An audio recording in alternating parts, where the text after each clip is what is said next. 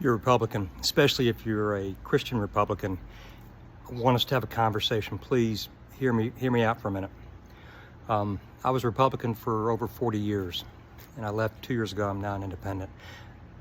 I'm a Christ follower, but I think there's an important conversation that needs to be had about politics and our faith.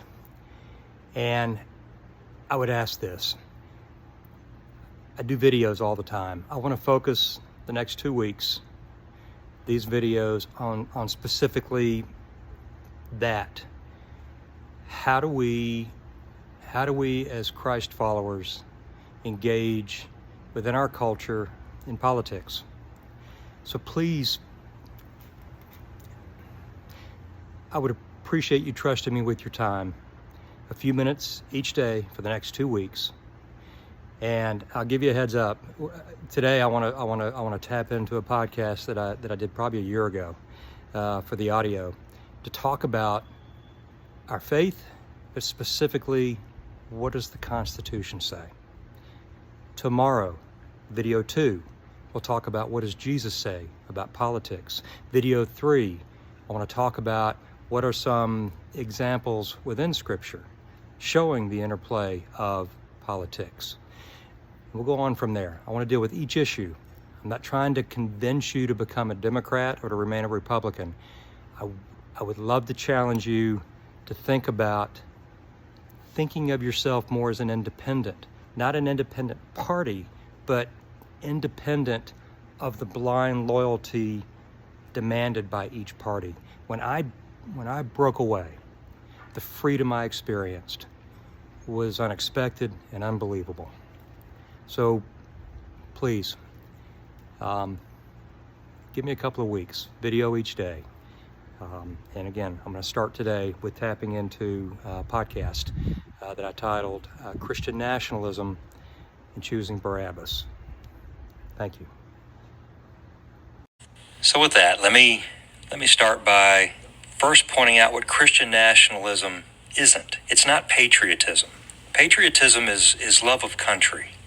Christian nationalism is believing that we are a distinct people with a distinct cultural identity, and that identity is Christian, and that our government should legislate accordingly. In other words, to protect and even advance our Christian values.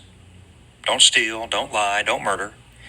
I mean, we can all agree to those things, and if that was it, it probably wouldn't be an issue. So what is the big deal?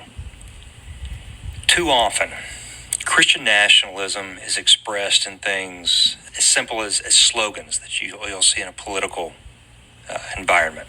Slogans such as God, guns, and country, or God, guns, and freedom, or babies, or God, guns, and family. Fill in the blank. But if your patriotic priorities start with God, guns, it may as well end with blasphemy. God, guns, and idolatry. God, guns, and hypocrisy. Too many Christians have wrapped their faith in the flag and the Second Amendment, but can't tell you what Jesus said the second greatest commandment is. So let's jump in and let's take a step back. Start with the First Amendment to the Constitution.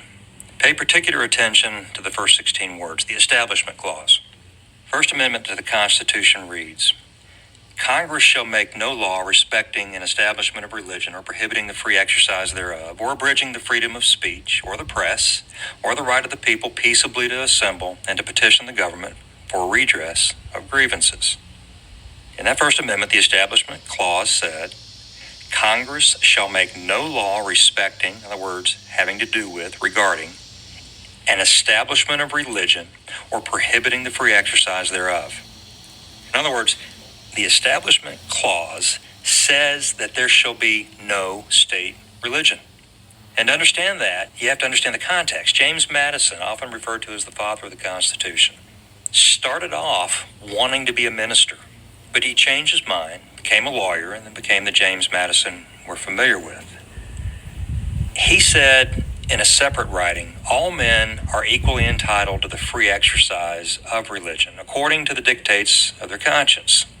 And he said this at a time when Baptist preachers, this is in the 1770s, he said this at a time when Baptist preachers were being jailed for disagreeing with the established church.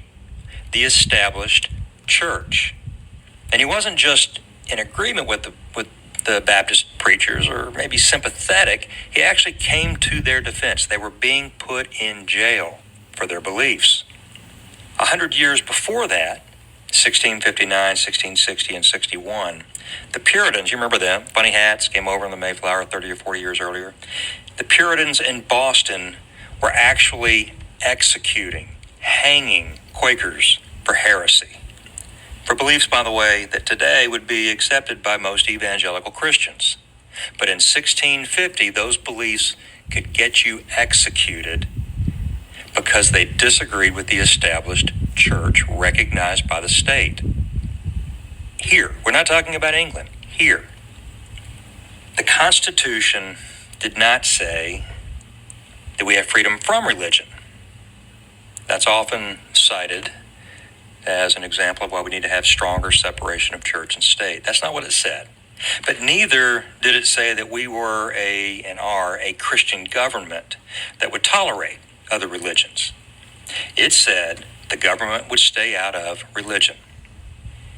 In another writing, Maddison would say, an alliance or coalition between government and religion cannot be too carefully guarded against.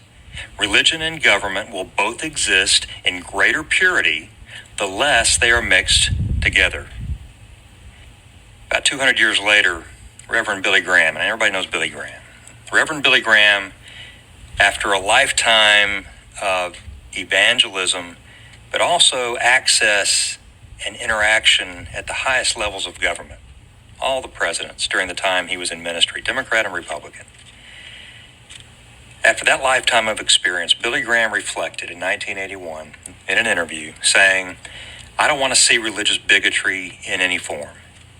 It would disturb me if there was a wedding between the religious fundamentalist and the political right. The hard right has no interest in religion except to manipulate it. That's a little bit of what James Maddison and Billy Graham had to say about faith and about politics. I think given the subject, it makes a lot of sense at this point to ask, well, what did Jesus say? If you're a Christian, if you believe Christian nationalism is what our founding fathers originally imagined, let's go back to what did Jesus say about politics? So tomorrow, part 2, what did Jesus say about politics? Hang with me.